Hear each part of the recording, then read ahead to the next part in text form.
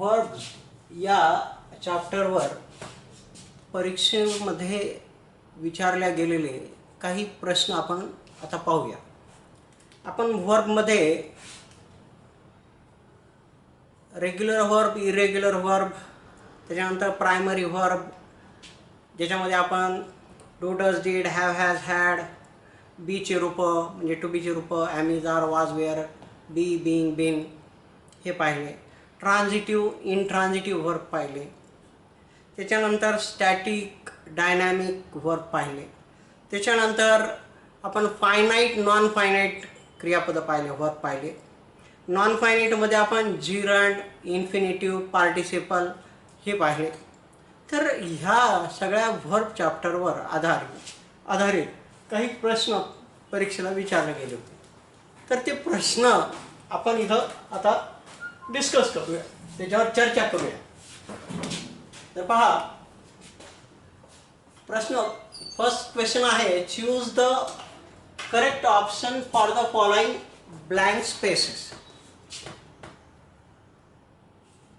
रिकाम्या जागी आपल्याला करेक्ट ऑप्शन निवडायचा आहे रिकाम्या जागा भरण्यासाठी. तर इथं आपल्याला 2 वाक्य दिलेले आणि या 2 वाक्यामध्ये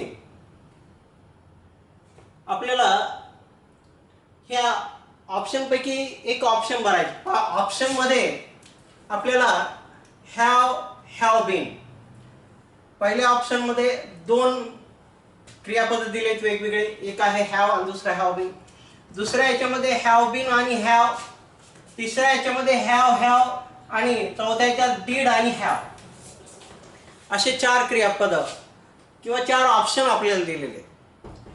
तर या दोन्ही वाक्यामध्ये नेमकं कोणतं ऑप्शन, हे कोणत्या ऑप्शनमधले दोन्ही क्रियापद योग्य बसतात हे पाहायचे. तर सगळ्यात आधी आपण वाक्य वाचूया. I dash dash spoken to him. Spoken to him म्हणजे त्याच्याशी बोललो. On the subject many times, पुष्कळ वेळा त्या विषयावर मी पुष्कळ वेळा त्या विषयावर त्याच्याशी बोललो. आणि दुसरं आहे I speaking to him. Speaking to him म्हणजे बोलत आहे. ING काय दाखवतो आपल्याला, क्रिया चालू दाखवतो. Speaking to him for 10 minutes. For 10 minutes म्हणजे 10 मिनिटासाठी असा अर्थ होत नाही. फॉर 10 मिनिट्स म्हणजे 10 मिनिटापासून.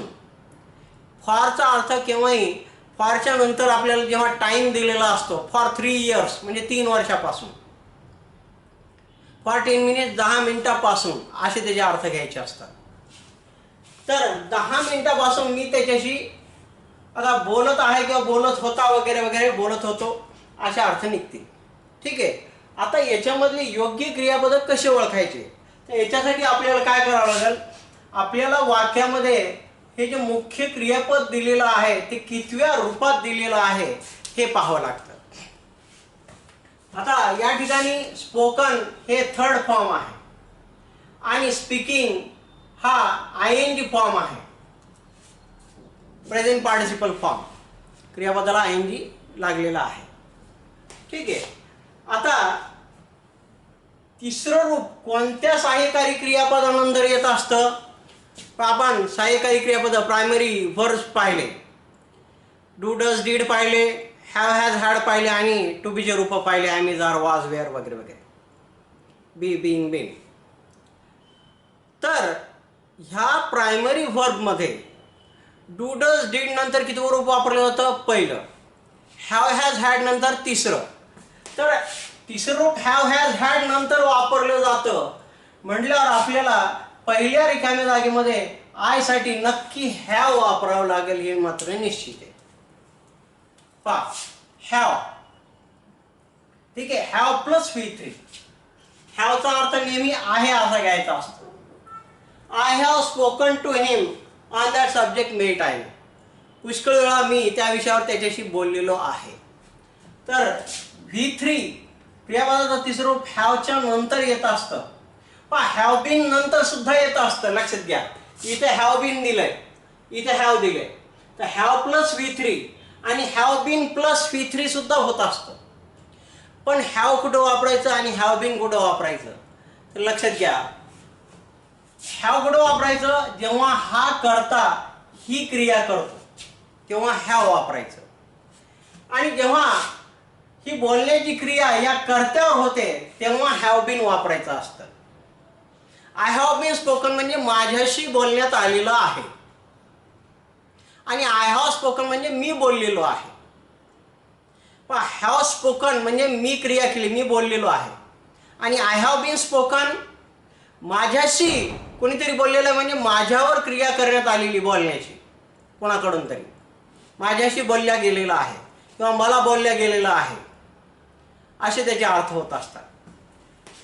तर आता इथं काय म्हटलं, आय स्पोकन टू हिम, इथं मी त्याच्याशी बोललो, माझ्याशी कोणी बोललं नाही, त्याच्यामुळे इथं बीन वापरणं हे चुकीचं आहे. म्हणून हे दुसरं ऑप्शन येणार नाही. आय हॅव बीन स्पोकन हे चुकीचं राहील. I have been spoken to him, आता पुन्हा टू हिम म्हणजे त्याच्याशी, मग माझ्याशी त्याच्याशी बोललेलो आहे असं चुकीचं होईल. तर इथं मी त्याच्याशी बोलतो म्हणजे मी क्रिया करतो म्हणजे हॅव प्लस V3 वापरावं लागेल. जर क्रिया माझ्यावर झालेली असली असती तर हॅव बीन प्लस स्पोकन तिसरं रूप वापरावं लागलं असतं. ठीक आहे. आता दुसऱ्या वाक्यामध्ये आय डॅश स्पीकिंग टू हिम, इथं ING रूप आहे. पहा, आपण प्रायमरी वर्ब शिकलो, डू डज डीडच्या नंतर पहिलं रूप, हॅव हॅज हॅड नंतर तिसरं रूप, आणि टू बीच्या रूपानंतर M is are was were be being bin यांच्या नंतर ING रूप वापरलं जातं. पहा, मग ING रूप, टू बीचं रूप तर इथं बीन आहे, इकडं आहे का कुठे बीन, दुसरा ऑप्शन पहा. प्रत्येक आता हा तो ऑप्शन आपण इथं टाकला हॅव, समजा हा हॅव, इकडं तर डीड दिलेलं म्हणल्यावर हे तर चूकच आहे, कारण डीडच्या नंतर तिसरं रूप येतच नाही.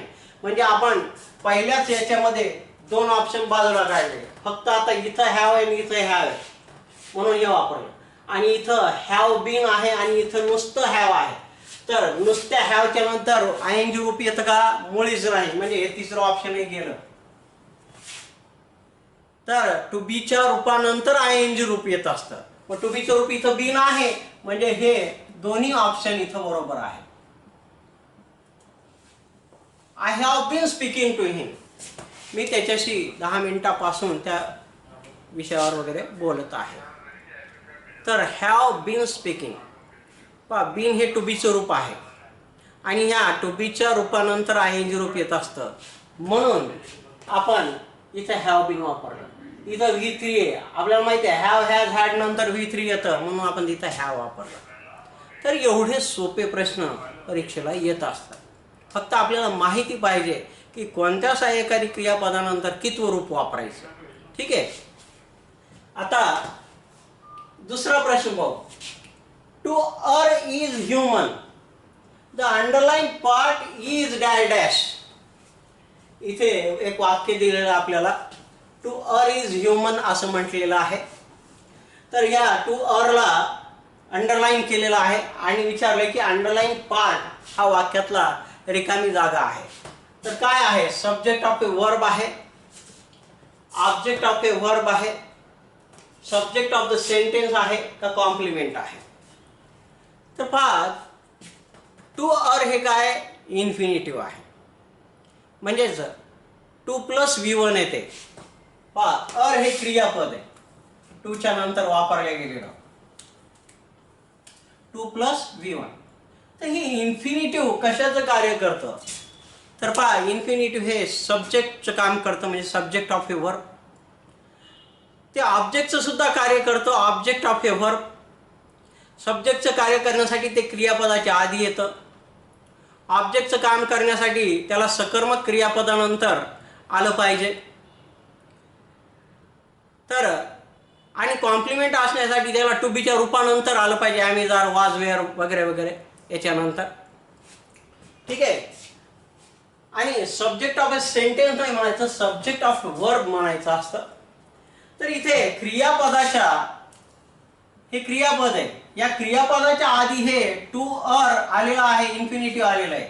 तर इन्फिनिटिव्हचे कार्य subject of a verb, object of a verb, complement, त्याच्यानंतर हे 3 कार्य त्याचे असतात. ठीक आहे.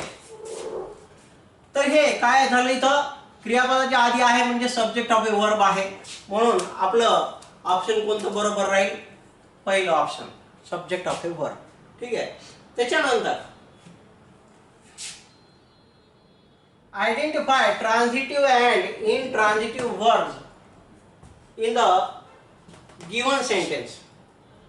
तर दिलेल्या वाक्यामध्ये ट्रान्झिटिव्ह आणि इनट्रान्झिटिव्ह वर्ब कोणते आहेत ते ओळखा. असा आपण ट्रान्झिटिव्ह आणि इनट्रान्झिटिव्ह म्हणजे सकर्मक आणि अकर्मक क्रियापद शिकलेलो आहोत. सकर्मक म्हणजे काय, ज्याच्यानंतर कर्म येतं त्याला सकर्मक म्हणतात. मग कर्म कसं ओळखणार, क्रियापदाला काय, कोणाला हा प्रश्न विचारायचा असतो. कधी कधी कोणावर असा सुद्धा प्रश्न विचारायचा असतो. तर हे कोणा हे लक्षात ठेवायचं.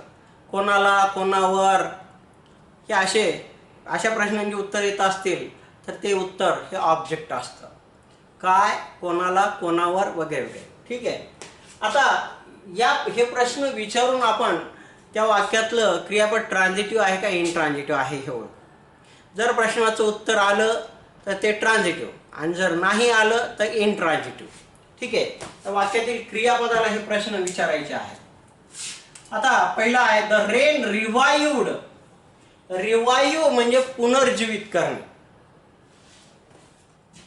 द रेन रिवाइव्ड म्हणजे पावसाने पुनर्जीवित केले. कोणाला, द विल्टिंग श्रब्स कोमेजलेल्या झुडपांना. श्रब म्हणजे झुडपे छोटे छोटे. तर कोणाला पुनर्जीवित केले, या विल्टिंग श्रबला. म्हणजे आपल्याला कोणाला या प्रश्नाचं उत्तर मिळालं म्हणजे त्या वाक्यात ऑब्जेक्ट आहे. ऑब्जेक्ट आहे म्हणल्यावर हे रिवाइव्ड क्रियापद काय झालं, ट्रान्झिटिव्ह झालं. तर पहिलं हे ट्रान्झिटिव्ह वर्ब आहे. मी इथं ऑप्शन लिहिलेले नाहीये जागेअभावी. आपण डायरेक्ट ओळखू ते कोणते आहेत काय नाही. परीक्षेत ऑप्शन दिले होते. त्याच्यानंतर the dog chased the man. Chase क्रियापद आहे. द डॉग चेस्ड कुत्र्याने पाठलाग केला. कोणाचा, पा कोणा हे लक्षात ठेवा म्हणून सांगितले मी. कोणाला, कोणावर, कोणाचा हे अशा प्रश्नांची उत्तर हे ऑब्जेक्ट असतात.